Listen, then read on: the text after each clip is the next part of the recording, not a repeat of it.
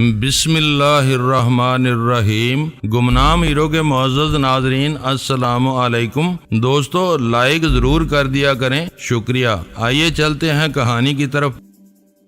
وہ کوارٹر میں پڑا ہے اور ابھی تک ہوش میں نہیں آیا ہے۔ قدیم خان خوف سے بہت ہی پیلا ہو گیا تھا۔ اصغر، اشرف اور کیسر کا بھی یہی حال تھا، مگر بہن جی نے میرا ہاتھ روک دیا، ورنہ میں موسولینی کی موت کا سن کر انہیں وہیں ختم کر دینا چاہتا تھا۔ ان سب کو کوارٹروں کی طرف لے چلو، آپ جیپ میں آئی ہیں۔ ہاں، یہ بڑا گندا سفر تھا، خدا کا شکر ہے کہ ہمارا آپریشن کامیاب رہا۔ آسیہ نے گرد و پیش کا جائزہ لیتے ہوئے کہا۔ مزدور چاروں طرف بکھر گئے تھے اور وہ دیکھ رہے تھے کہ سپاہی گرفتار ہو چکے ہیں، ان کے ہاتھ ابھی تک اوپر اٹھے ہوئے تھے۔ سندھو نے یوں کیا کہ ایک بڑا سا رسا لے کر ان کے ہاتھ کمر کے پیچھے باندھ دیے۔ اس کار خیر میں ہمارے ساتھیوں نے بھرپور حصہ لیا۔ جب ہم ان کو باندھ چکے تو مزدور مختلف سمتوں سے ہماری طرف آنا شروع ہو گئے۔ ان کی تعداد کوئی 300 تو ضرور ہی ہوگی۔ ان کی حالت دیکھ کر ترس آتا تھا۔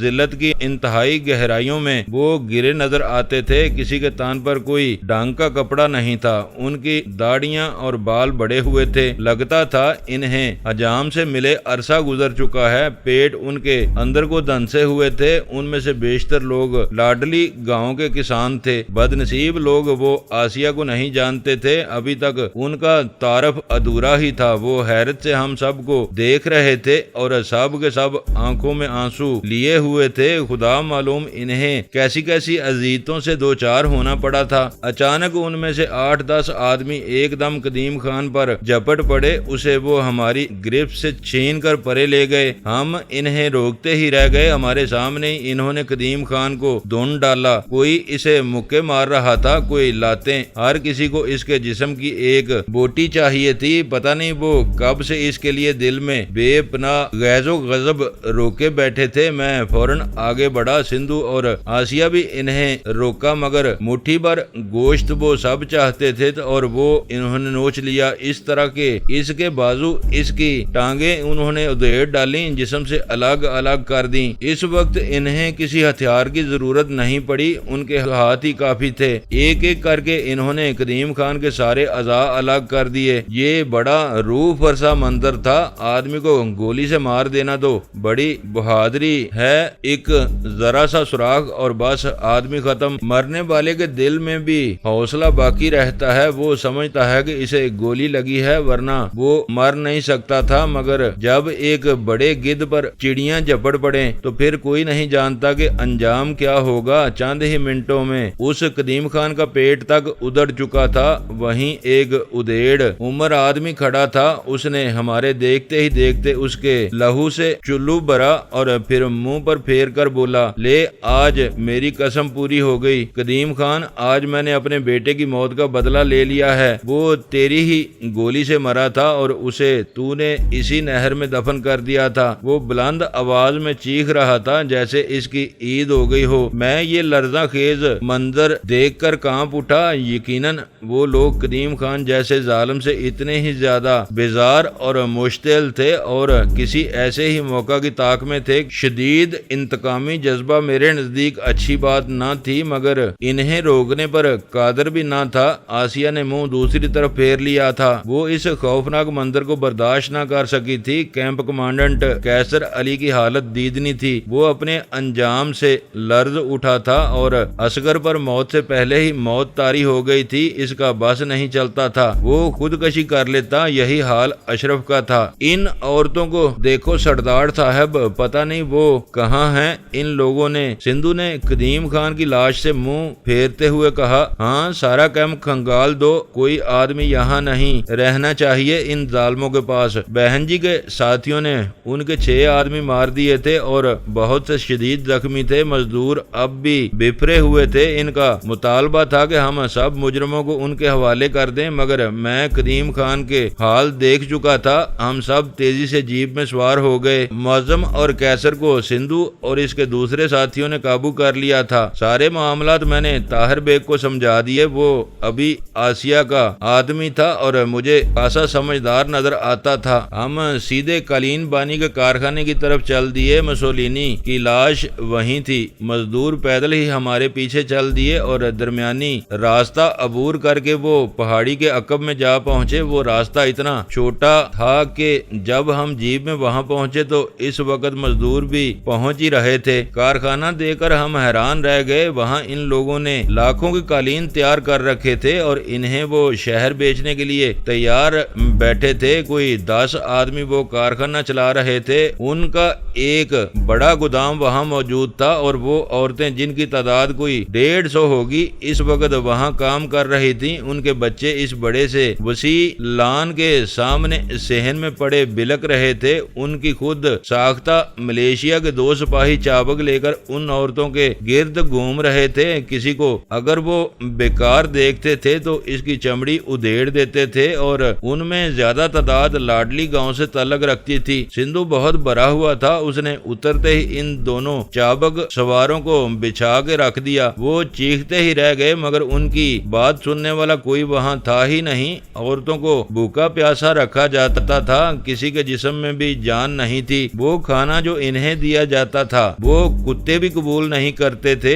بہن جی کے ساتھیوں نے دوسرے 8 آدمیوں کو پکڑ کر الگ ڈال دیا۔ مسولینی کی لاش بھی ہمیں ایک گڑھے میں سے مل گئی۔ ان گدوں نے اس بیچارے پر مٹی بھی صحیح طریقے سے نہیں ڈالی تھی۔ اس کو آسیہ نے باقاعدہ تجہیز و تکفین کے بعد قبر کھدوا کر دفن کرایا۔ جب ہم وہاں سے نکلے تو عورتوں اور مردوں کے 4 ٹرک ہمارے ساتھ تھے۔ وہ ٹرک انہوں نے کیمپ کے قریب ہی کھڑے کر رکھے تھے۔ بہت سی عورتیں اور مرد مختلف علاقوں سے اغوا کیے گئے تھے۔ ان کے بارے میں ضروری ہدایتیں دے کر ہم نے انہیں اسی وقت وہاں سے رخصت کرایا اور خود ہم اصغر علی کے مکان میں جا پہنچے۔ ملک اشرف کے لیے وہ سب کچھ ناقابل یقین تھا، جیسے وہ کوئی خواب دیکھ رہا ہو۔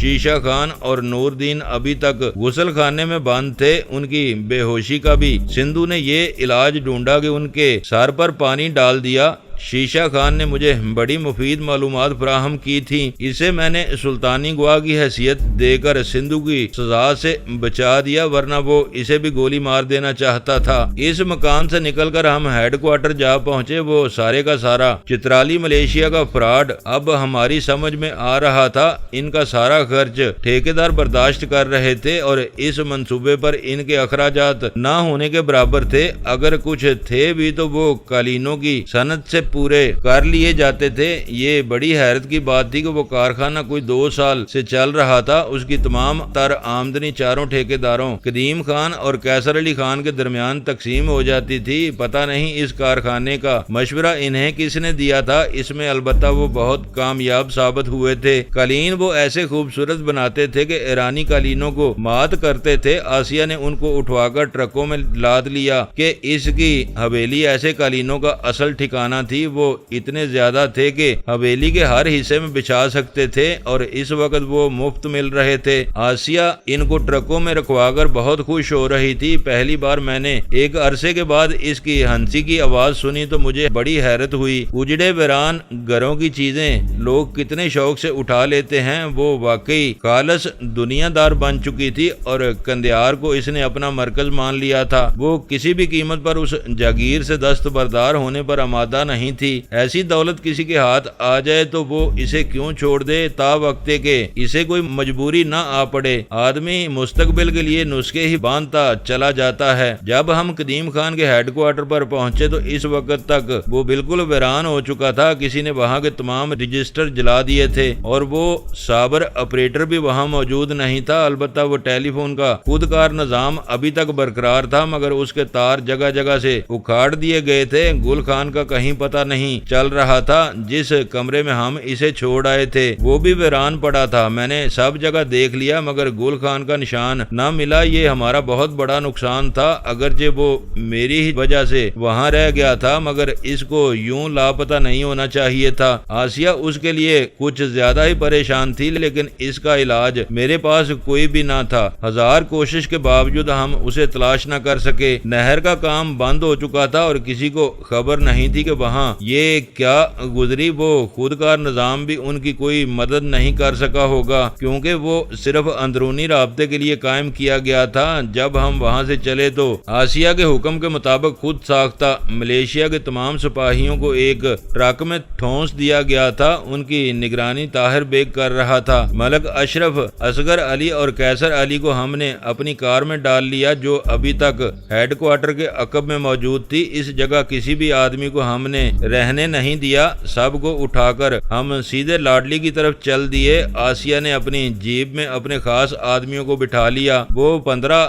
آدمی لے کر آئی تھی اور وہ سب کے سب بچ گئے تھے، کوئی بھی اس کا ساتھی ضائع نہیں ہوا تھا۔ اسے لاڈلی گاؤں کی اس بیمار لڑکی سے یہ معلوم ہو گیا تھا کہ ہم کس طرف نکلے ہیں، اور یہی وجہ تھی وہ راتوں رات وہاں سے چل کر اس پہاڑی پر پہنچ گئی تھی جس پر نام نہاد ملیشیا کا ہیڈ کوارٹر قائم تھا۔ وہ خود ساختہ تنظیم اغوا شدہ لوگوں کے لیے مصیبت کا نشان بن گئی تھی، مگر بالآخر ہم نے اسے تباہ کر دیا۔ طاہر بیگ مختلف جگہوں سے آئے ہوئے لوگوں کو مختلف مقامات پر اتار کر لاڈلی کی طرف چل دیا۔ آسیہ بھی اس کے پیچھے تھی، اور سب سے آخر میں میری کار، جس میں وہ تینوں خبیث رسیوں میں جکڑے ہوئے پڑے تھے۔ کار کی ڈرائیونگ کے لیے آسیہ نے مجھے اپنا ایک آدمی دے دیا تھا، اور وہ اچھا ڈرائیور تھا۔ اس کا نام مجھے اب یاد نہیں رہا۔ وہ خود کو منہاس کہلواتا تھا اور اس بات پر بہت ناز کرتا تھا کہ وہ مغلوں کی نسل سے ہے۔ کار لے کر میں سیدھا قندھار جا پہنچا کہ مجھے اس ملک اشرف سے حساب لینا تھا۔ حیرت ہے کہ وہ اس پہاڑی کے قریب نہر کی کھدائی کا جائزہ لینے کے لیے تنہا وہاں آ پہنچا تھا۔ کسی کو خبر بھی نہیں ہوگی کہ وہ لاہور سے باہر گیا ہوا ہے۔ اپنے کسی منشی، مشاہدی، کسی چپڑاسی تک کو وہ ساتھ نہیں لایا تھا، جس کا مطلب یہ تھا کہ وہ خود کو وہاں بہت مطمئن اور آسودہ سمجھتا تھا، کیونکہ اس جگہ اس کے مطلب کی ہر شے اسے مہیا ہو جاتی تھی۔ قندھار پہنچ کر میں نے ان تینوں کو کوٹھڑی میں بند کروا دیا۔ غوث محمد میرا یہ حکم سن کر چکرایا تو بہت، مگر میں نے اسے تسلی دی کہ فکر کی کوئی بات نہیں ہے، یہ قیدی اسی قابل ہیں، ان کا جرم ہی ایسا ہے۔ پر سردار صاحب، یہ مجھے کوئی بڑے خاص آدمی نظر آتے ہیں، بڑا روب داب ہے ان کا۔ وہ کیا نام ہے اس کا؟ ملک اشرف، اسے دیکھیں ذرا، اس نے مجھ سے دبی زبان میں کہا۔ ابے اگر میں کہوں کہ یہ گل خان کے قاتل ہیں تو کیا کرے گا تو؟ یہ مسولینی کے بھی قاتل ہیں۔ میں اپنے ان دونوں ساتھیوں سے ہاتھ دھو بیٹھا ہوں۔ وہ تو ٹھیک ہے سردار صاحب، پر دیکھیں نا، بات کچھ میرے دل کو لگتی نہیں ہے۔ بہن جی ناراض ہوں گی۔ کیوں ناراض ہوگی؟ وہ یہ انہی کا حکم ہے پیارے، تو ان کو کوٹھڑی میں ڈال دے۔ ٹھیک ہے صاحب جی، جیسے آپ کی مرضی۔ اس وقت وہ تینوں رسیوں میں جکڑے ہوئے راہداری میں بندے پڑے تھے۔ غوث محمد باہر نکلا تو صفدر اور کاظم بھی وہیں آ گئے۔ غوث محمد ان کو ساتھ لے کر پھر میرے کمرے میں آ گیا۔ آؤ بھائی، تم دونوں کہاں تھے؟ ادھر ایک نیا پلٹ کر رہ گئی ہے، تم بہن جی کے ساتھ کیوں نہیں گئے؟ ہم دراصل ایک اور کام اٹک گئے ہوئے تھے۔ آپ کب آئے ہیں اور بہن جی کہاں ہیں؟ وہ لاڈلی گاؤں تک گئی ہیں۔ دیکھو تم یوں کرو کہ ان تینوں آدمیوں کی کوٹھڑی میں بند کر دو، یہ بہن جی کا حکم ہے۔ ان میں ایک ملک اشرف ہے، بہت بڑا آدمی ہے وہ۔ کیا کہا آپ نے؟ ہاں میں ٹھیک کہہ رہا ہوں، ان لوگوں نے گل خان اور مسولینی کو قتل کر دیا ہے۔ بہن جی آ کر خود فیصلہ کریں گی ان کے ساتھ کیا سلوک کرنا چاہیے۔ گل خان اور مسولینی کو قتل کر دیا ہے؟ مگر وہ کس طرح؟ یہ سب ہوا کیسے؟ صفدر علی نے حیرت سے پوچھا۔ یہ ساری کہانی تمہیں بعد میں بتاؤں گا، پہلے ان کو ادھر حوالات میں بند کرو۔ ان ذلیلوں کو لے جاؤ انہیں، ورنہ میں خود انہیں گولی مار دوں گا۔ ٹھیک ہے ہم لے جاتے ہیں، آپ پریشان نہ ہوں۔ اوے غوث محمد، دیکھ تو سردار صاحب کی حالت کیا ہو رہی ہے، ان کو کپڑے لا کر دے اور ان کے نہانے کا بندوبست کر۔ یہ کہہ کر وہ دونوں راہداری میں نکل گئے اور ان تینوں کو ہانکتے ہوئے کوٹھڑیوں کی طرف لے گئے۔ کچھ ہی دیر بعد جب غوث محمد واپس آیا تو میں نے نہا دھو کر کپڑے تبدیل کیے۔ بھوک اور نیند نے مجھے پاگل کر رکھا تھا۔ وہ میرے لیے کھانا لے آیا جسے کھا کر میں نے کمرہ اندر سے بند کیا اور بے سود ہو کر سو گیا۔ سارے ہی خیالات میں نے ذہن سے نکال دیے تھے اور مجھے کوئی پچھتاوا نہیں تھا۔ کسی کو قطعاً معلوم نہیں تھا کہ نہر کی کھدائی کرنے والوں پر کیا گزری، ان اغوا شدہ لوگوں کو رہا کرانے والے کون تھے۔ سب کچھ اندھیرے میں ہی گم ہو کر رہ گیا تھا۔ پولیس چھان بین کرتی تو وہ شاید ہم تک کبھی نہ پہنچ سکتی، کیونکہ وہ کیمپ ہم نے پوری طرح ویران کر دیا تھا اور یہی بہتر تھا۔ جب میری آنکھ کھلی تو اس وقت دن کے 9 بج چکے تھے اور میں خود کو تازہ دم محسوس کر رہا تھا، مگر بیچ میں ایک رات جو اتنی ساری بے آرامی میں گزری، اس کے نشان ابھی تک میرے چہرے پر ثابت تھے اور مجھے نہیں معلوم تھا کہ باہر کیا کچھ ہو چکا ہے۔ میں نے دروازہ کھولا تو غوث محمد مجھے راہداری میں سے گزرتا دکھائی دیا۔ اسے کھڑکی کے شیشے میں سے دیکھ کر میں نے دروازہ کھول دیا۔ وہ مجھے دیکھ کر مسکرایا اور بولا، سردار صاحب بڑی نیند لی آپ نے، کل سے سوئے ہوئے تھے؟ میں بہت تھک گیا تھا یار جی۔ ان قیدیوں کو کیا حال ہے؟ ٹھیک ہیں، البتہ شور بہت مچاتے ہیں۔ کھانا بھی دیا ہے انہیں کہ نہیں؟ وہ تو جی دے دیا، اپنا باؤ جمل ان پر پہرا دے رہا ہے۔ باؤ جمل یہ کون ہے؟ یہ نام کس نے دیا ہے اسے؟ وہ گل خان کا پرانا یار ہے، 2 مہینے بیمار رہ کر کل ہی واپس آیا ہے اسپتال سے۔ کمال کرتے ہو غوث محمد، لوگوں کو ان کے صحیح ناموں سے پکارا کرو۔ اس کا نام ویسے باؤ جمال ہے، ایسے ہی ہم اس کو باؤ جمل کہتے ہیں۔ بہن جی واپس آئی ہیں کہ نہیں؟ جی نہیں، ابھی تک تو نہیں آئی ہیں۔ ویسے صفدر اور کاظم لاڈلی گئے ہیں صبح سے، اور وہ ہمارے گردیزی صاحب اچانک ہی مجھے آبی کا خیال آ گیا، ان کو بھی میں نے نہیں دیکھا، آتے تو آپ کے سامنے ہوتے۔ تو میری سمجھ میں نہیں آ رہا ہے غوث محمد، جا میرے لیے ناشتہ لے آ، اتنے میں ذرا نہا لیتا ہوں۔ ٹھیک ہے جناب، میں ابھی ناشتہ لے آتا ہوں۔ نہا دھو کر میں اطمینان سے صاف ستھرا ہو کر کرسی پر جم کر بیٹھ گیا۔ ایسی تیسی اس دنیا کی ایک تیر کی طرح میں اس میں سے گزر گیا تھا۔ اس کا سارا وجود میں نے پھاڑ ڈالا تھا، یہاں سے وہاں تک اس کے اندر کی ہر شے باہر آ گئی تھی۔ کہاں وہ غلام جلانی بینک کا ادنا ملازم، اور کہاں یہ سردار کریم نواز، حد ہو گئی ہے۔ اور موت کا تو ایک دن معین ہی تھا، سو وہ مجھے ابھی نہیں آئی تھی۔ میں نے اس کا بہت پیچھا کیا، بہت آگے تک اس کا تعاقب کرتا رہا، مگر وہ مجھے کہیں نہیں ملی، اور وہ دل کی چبھن ابھی تک میرا پیچھا نہیں چھوڑ رہی تھی۔ وہ ڈاکٹر دمن اور عالیہ کہ میری اس گمراہی کے اصل ذمہ دار تو وہی لوگ تھے، اور اب وہ امریکہ جا بیٹھے تھے۔ ان سے خدا سمجھے میں کیا کروں، ان کو نیست و نابود کیے بغیر میں مرنا نہیں چاہتا تھا۔ بارہا ایسا ہوا کہ موت میرے قریب سے گزر کر چلی گئی، مگر ہر بار ایک ہی خیال میرے ذہن پر منڈلاتا رہا، مجھے ان سے انتقام ضرور لینا ہے۔ ان کو مارے بغیر میں مر گیا تو میں کچھ بھی نہ کر سکا، کہ جینا تو ایک ہی بار ہے۔ تیش مجھے یوں آتا تھا کہ وہ ایسے چال باز لوگ تھے کہ ہر بار میرے ہاتھ سے بچ نکلتے تھے، اور میں بس ہاتھ ہی ملتا رہ جاتا تھا۔ کچھ سمجھ میں نہیں آتا تھا کہ میں ان تک کیسے پہنچوں، اور امریکہ میرے لیے بالکل ہی ایک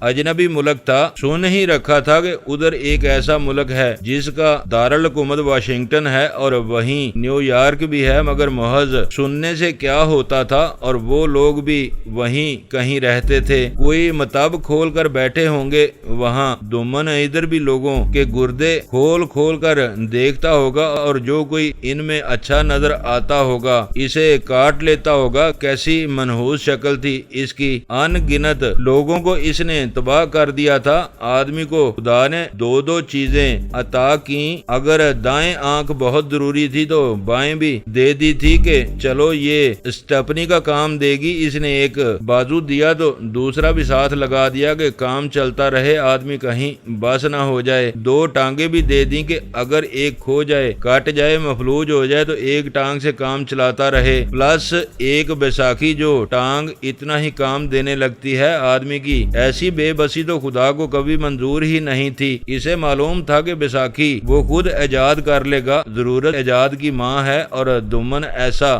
رذیل تھا کہ وہ اپنے کلینک میں جا کر آدمی کی ایسی کانٹ چھانٹ کر دیتا تھا کہ بس دیکھتے رہو۔ کاش وہ میرے ہاتھ آ جاتا، مگر وہ اب تک میرے ہاتھ سے بچتا چلا آ رہا تھا، اور اب یہ لوگ میرے سامنے آئے تھے، ملک اشرف، حاجی عبدالستار، ستناجہ اور اصغر علی۔ کوئی ان سے پوچھے کہ یہاں تم یہ کیا دھندا کر رہے ہو؟ دراصل انسان بڑا ہی ناشکرا ہے، ایسا ناشکرا کہ کسی حال میں بھی خوش نہیں رہتا۔ اس کی حوث کی کھوپڑی کبھی پر ہوتی ہی نہیں، یہاں تک کہ مخلوقات میں اپنے اشرف سے بھی ہاتھ دھو بیٹھتا ہے۔ اور وہ ستناجہ صاحب معلوم یہ ہوتا تھا کہ کوئی ان کا بھائی ہے، محسن ستناجہ، اور اسے اس لالچی آدمی نے ان کا حصے دار بنا دیا تھا۔ کوئی اور آوارہ سا آدمی ہوگا وہ محسن، جسے ستناجہ صاحب نے ٹھیکیدار بنا دیا تاکہ وہ اس کے لیے لمبی لمبی رقمیں پیدا کرتا رہے۔ حیرت مجھے یہ تھی کہ یہ وہی یہی ملک اشرف تھا جس کے گھر میں بڑے صاحب پر حملہ ہوا تھا،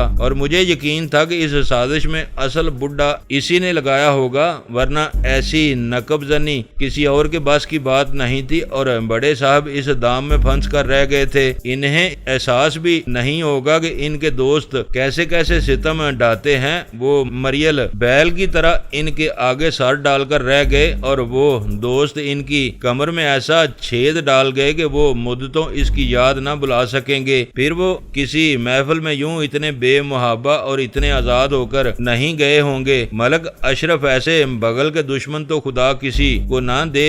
میں نے طے کر رکھا تھا کہ ان تینوں کو میں آسیہ کے سامنے گولی ماروں گا۔ ان کا جینا بہت سو کی موت کا سبب بنتا تھا، انہیں ہر حال میں مر ہی جانا چاہیے تھا کہ وہ اسی لائق تھے۔ ذہن الجھتا ہے تو پھر سوچ کے ان گنت داغے ایک دوسرے میں الجھ کر رہ جاتے ہیں۔ میں کتنی ہی دیر تک وہاں بیٹھا صورتحال کا جائزہ لیتا رہا۔ ابھی مجھے مسند آرا تک بھی پہنچنا تھا۔ ایک بے تحریر معاہدہ میں نے اس سے بھی کر رکھا تھا، میں اس کی طرف نہیں گیا تو اس کے دشمن اسے بالآخر تباہ کر دیں گے۔ وہ ابھی تک اپنی جگہ پر ڈٹی ہوئی تھی، جانے وہ کیسے اپنے آپ کو بچا سکی ہوگی۔ اصل بات تو یہ تھی کہ اس کے دشمنوں میں اسے مار دینے کا حوصلہ ہی نہیں تھا۔ وہ چاہتے تھے کہ کسی نہ کسی طرح وہ زندہ رہے تاکہ تمام زمینوں کا قبضہ اس سے لے سکیں۔ اس کے جینے کا، اس کی زندگی کا بھی ایک راز تھا، ورنہ وہ اب تک اسے ختم کر چکے ہوتے۔ میرا دل کہتا تھا کہ وہ ابھی تک اپنی جگہ پر چٹان بنی ہوئی تھی۔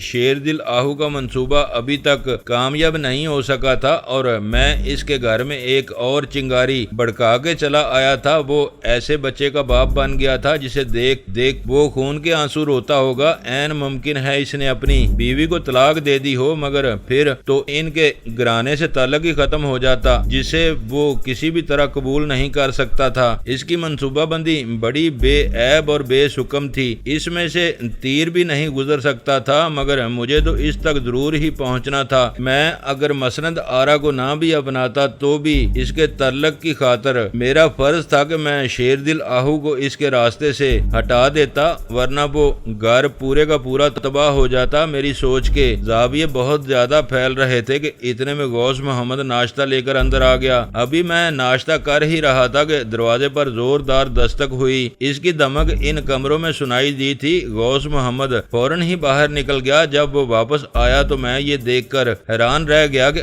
آبی اس کے پیچھے لپکا چلا آ رہا تھا۔ عمدہ قسم کا سوٹ اس نے زیب تن کر رکھا تھا، بڑی چمک دمک آ گئی تھی اس کے چہرے پر۔ اوئے بیڑا گرگ، تو کہاں مر گیا تھا آبی؟ حد ہو گئی، ادھر تیری بڑی سخت لوڑ تھی ہم کو۔ میں نے ناشتہ پرے رکھ کر اسے باہوں میں بھینچتے ہوئے کہا، اوئے اتنا نہ دبایا کر، یہ کوئی شرافت ہے؟ میں پتہ نہیں کہاں کہاں سے دھکے کھاتا آ رہا ہوں، تیرے بغیر تو یہ سارا علاقہ سونا سونا لگتا تھا۔ ابھی آ بیٹھ ادھر، ناشتہ کر لے۔ تو ٹیکسی میں آیا ہے؟ ہاں، اسے میں نے فارغ کر دیا ہے، تو یہاں دولہا بنا بیٹھا ہے، اور ادھر ستناجا صاحب کا کل ہو رہا ہوگا آج۔ کیا یعنی وہ؟ ہاں بھائی، اس کا ہارٹ فیل ہو گیا، گدھے کا ہسپتال میں دوسرا دورہ پڑا اور وہ ختم۔ اچھا، یہ اچھی خبر نہیں سنائی ہے تم نے؟ ابھی اس کو روک لینا تھا، ابھی تو مجھے بڑے حساب لینے تھے اس سے۔ اب اللہ میاں خود حساب لے لیں گے اس خبیث سے۔ میں تو خیر وہاں نہیں گیا، مگر خبر مجھے مل گئی تھی، ایسے ہی فون کر بیٹھا تھا میں وہاں، مگر یہ کوئی اس کے مرنے کے دن تو نہیں تھے۔ کب ہوا؟ جس دن میں یہاں سے گیا اسی روز صبح کے وقت اس نے دنیا کو خدا حافظ کہہ دیا۔ چلو اچھا ہی ہوا وہ میری گولی سے بچ گیا۔ یار وہ بہت ذلیل آدمی نکلا۔ کیوں؟ کیا کیا ہے اس نے؟ اور یہ ناشتے میں تجھے بربرے پراٹھے کس نے پکا دیے؟ بہن جی کا کام ہوگا یہ؟ نہیں یار، وہ تو یہاں نہیں ہے، میرا خیال ہے یہ زکیہ کا کام ہے۔ ہاں، باورچی خانہ اسی کے حوالے ہے، دفع کر اسے۔ تو یہ دیکھ کہ یہاں ہوا کیا ہے، قسم اللہ کی میں تو سوچتا ہوں کہ اب مر جانا چاہیے۔ اور رہنے دے میاں، تیرے جیسا آدمی یہاں سے جلدی نہیں جا سکتا ہے۔ پر خیر یہ بتا ہوا کیا ہے؟ بیٹھ جا ادھر، تیرا یہ سوٹ بھی میں دیکھ رہا ہوں، جانتا ہوں تو کہاں سے ہو کر آیا ہوگا، تو چین سے بیٹھ نہیں سکتا ہے۔ دراصل یار میری جوانی ضائع جا رہی ہے، دیکھ میری عمر بھی تو نکلی جاتی ہے، اور تو ٹھہرا سادھو سنت آدمی، وہ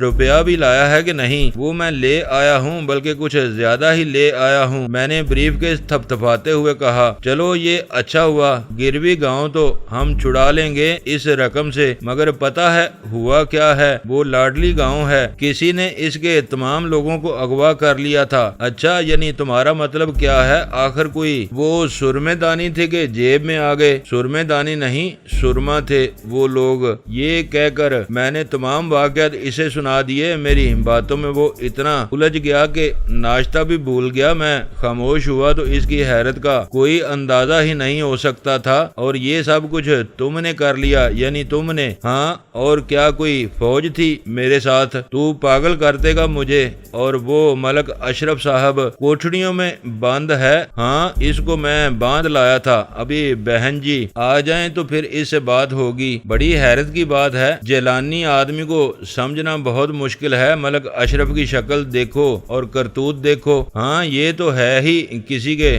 بارے میں کچھ کہنا بہت مشکل ہے۔ مجھے پتا ہے حیدر کے پاس ایک انگریز آیا تھا، اس کا نام ولسن ہے۔ وہ بار بار تمہارے بارے میں پوچھ رہا تھا۔ ولسن؟ یہ کس بلا کا نام ہے پیارے؟ میں نے تو آج تک اس کا نام نہیں سنا ہے۔ مجھ سے اس کی ملاقات نہیں ہوئی، وہ صرف ایک ہی بار آیا تھا۔ اپنا پتہ بھی وہ چھوڑ کر نہیں گیا ہے۔ کہہ رہا تھا کہ وہ پھر آئے گا، مگر میرے سامنے نہیں آیا۔ حیدر سے میں کہہ آیا ہوں کہ اگر وہ پھر آئے تو اس کو تہہ خانے میں بند کر دے اور ہمیں اطلاع دے دے اپنا پتہ۔ میں اسے دے آیا ہوں، پتہ نہیں وہ کون تھا۔ بھائی تو آدمی بھی تو انٹرنیشنل قسم کا ہے، انڈیا تک تیری دھوم ہے۔ میرا خیال ہے اب تیرا وقت پورا ہو چکا ہے۔ تیرے پیچھے کوئی لمبا جال لے کر چل رہا ہے۔ تیرا اپنے بارے میں کیا خیال ہے؟ تو بھی قابل گردن زدنی ہے۔ ابھی میں اکیلا خدا کے سامنے نہیں جاؤں گا، پر دیکھ لیں گے۔ اچھا یہ بھی سنو، حیدر نے مجھے بتایا ہے کہ ڈاکٹر دمن اور عالیہ امریکہ سے واپس آ رہے ہیں۔ ان پر وہاں کوئی زبردست مقدمہ بن گیا ہے۔ یہ بات اسے ڈاکٹر دمن کے ملازم مستقیم نے بتائی ہے۔ ان دونوں کو 4 مہینے کی سزا ہو گئی ہے۔ میرا خیال ہے وہ 2 مہینوں کے بعد واپس آ جائیں گے، پھر تو بات ہی آسان ہو گئی۔ میں ابھی کچھ دیر پہلے سوچ رہا تھا کہ اس تک کیسے پہنچوں، اسے آ لینے دو۔ مگر یہ مستقیم کون ہے؟ اس کا نام میں نے پہلے کبھی نہیں سنا۔ یہ ان کا بہت پرانا ملازم ہے، سواد خان کے ساتھ ہوتا تھا۔ پھر تو حیدر کو وہ خط لکھ سکتا ہے کسی کام کے لیے۔ کہا ہے اس نے؟ نہیں، بس اطلاع ہی دی ہے۔ اس نے کہہ رہا تھا کہ اب ان لوگوں کے ساتھ نہیں رہ سکے گا۔ تم نے بہت اچھی خبر سنائی ہے۔ ابھی میں تو اس فتنے کا انتظار کر رہا ہوں۔ ناشتے سے فارغ ہو کر ہم دونوں غوث محمد کے ساتھ کوٹھڑیوں کی طرف نکل گئے۔ وہ تینوں ایک ہی جگہ بند کیے گئے تھے اور باؤ جمل ان کی کوٹھڑی کے سامنے پہرا دے رہا تھا۔ غوث محمد نے ان کے لیے 5-6 کمبل اندر پہنچا دیے تھے کہ کہیں وہ رات کو سردی محسوس نہ کریں۔ وہ مجھے دیکھتے ہی اپنی جگہ سے اٹھ گئے اور سلاخوں کے سامنے آ ٹھہرے۔ چہرے سب کے بجھے ہوئے تھے۔ ایک ہی رات کی اسیری نے ان کے قصبل نکال دیے تھے۔ ملک اشرف بلکنے لگا، خدا کے لیے سردار صاحب مجھے چھوڑ دیں، میرا خاندان برباد ہو جائے گا، مجھے بڑے سرمایے سے ہاتھ دھونے پڑیں گے۔ تو ہے ملک اشرف؟ تیرا جواب نہیں ہے بھائی، تجھے اچھی سوجی، لاڈلی گاؤں سے بندے ہی چرا لیے۔ اس کا تمہیں مشورہ کس نے دیا تھا؟ آبی نے بہو جمل سے بندوق لے کر ملک اشرف پر تان لی۔ وہ جسکانی ہے، یہ مشورہ اس نے دیا تھا۔ اس نے کہا تھا کہ میرے گاؤں سے سب آدمی اٹھا کر لے جاؤ۔ آدمی تم بہت اچھے ہو بھائی، بڑی آسانی سے اعتراف بھی کر لیتے ہو۔ ملک اشرف شرمندہ سا ہو کر پیچھے ہٹ گیا تو آبی نے کہا، میں تمہیں یہ بتانے آیا ہوں کہ ستناجا صاحب فوت ہو گئے ہیں، ان کا ہارٹ فیل ہو گیا ہے، سارا قصہ ہی ختم ہو گیا ہے۔ ملک اشرف جی، وہ ٹکر ٹکر آبی کا منہ دیکھنے لگا، مگر اس کے لیے یہ خبر کوئی بڑی خبر نہیں تھی۔ اگر محسن ستناجا مر جاتا تو ایک بات تھی، اس کا بھائی محسن کہاں ہوگا؟ میرا خیال ہے اسے بھی اطلاع دے دی جائے، وہ وہیں ہوگا۔ بڑے ستناجا صاحب نے ہی اسے ہمارے ساتھ حصے دار بنایا تھا۔ ملک اشرف نے منحنی آواز میں کہا، چلو چھٹی ہوئی، حصے کا ٹنٹا ہی ختم ہو گیا۔ تم نے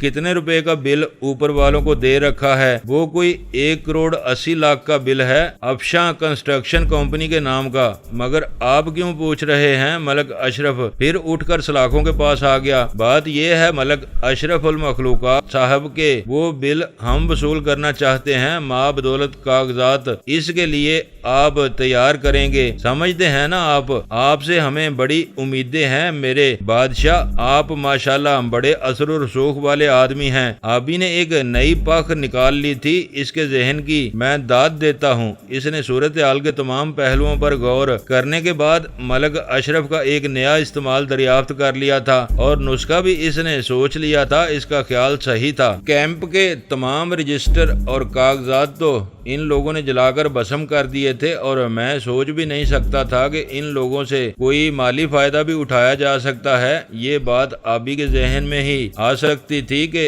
इन्होंने कोई बिल भी खजाने में जमा कराया होगा। अब तो मलक अशरफ हमारे लिए बहुत ही कीमती शय बन चुका था। इसे मारकर तो हम कुछ भी हासिल नहीं कर सकते थे। ये बड़ी ही हमाकत की बात होती। क्या ख्याल है फिर? आप तैयार हैं इसके लिए? मलक अशरफ उल मखलूक साहब, मेरे पास कोई कागजात नहीं है, वो सब कुछ जल चुका है। कोई बात नहीं, इसका भी कोई हल हम सोच लेंगे। और फिर हमें करना ही क्या है, हमारा आदमी आपके हाथ की रसीद लेकर वहां जाएगा और चेक ले आएगा। आपके हिसाब में कोई और रकम भी तो होगी। क्या ख्याल है आपका आली जा? आबी का लहजा ज्यादा ही तंजिया हो गया था और मलक अशरफ के साथ खड़ा असगर अली भी इसको समझ रहा था। दोस्तों, वीडियो को लाइक जरूर कर दिया करें। ISI पाक आर्मी जिंदाबाद, पाकिस्तान पाइंदाबाद। मुअज़्ज़ज़ नाज़रीन, अपना ख्याल रखिएगा और अपने इस चैनल का भी शुक्रिया।